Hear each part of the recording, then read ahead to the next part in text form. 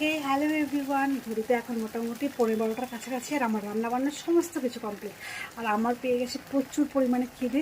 আর গতকাল রাত্রে তো তোমরা জানোই আমি ফ্রাইড রাইসের কষা চিকেন করেছিলাম, তাই বেঁচে যাওয়া ফ্রাইড রাইসটাকে একটু গরম করে নিচ্ছি এখন একটু খাবো বলে।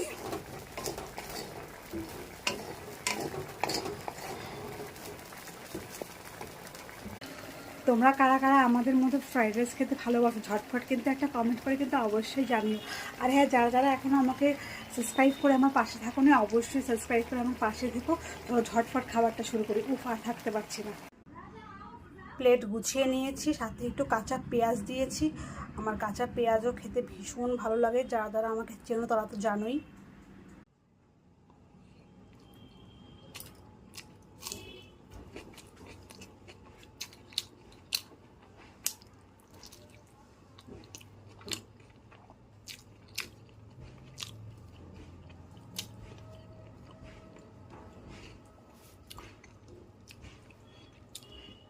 আগের দিন রাতের বেঁচে যাওয়া চিকেন বলো মাটন বলো, পরের দিন গরম কিছুর সাথে খেলে, মানে সেটা ভাত রুটি সব কিছুর সাথে খেলে আমার কিন্তু ভীষণ ভালো লাগে। তোমরা কারা কারা আমার মতো বাসি চিকেন খেতে ভালোবাসো একটু কমেন্ট করে জানিও তো।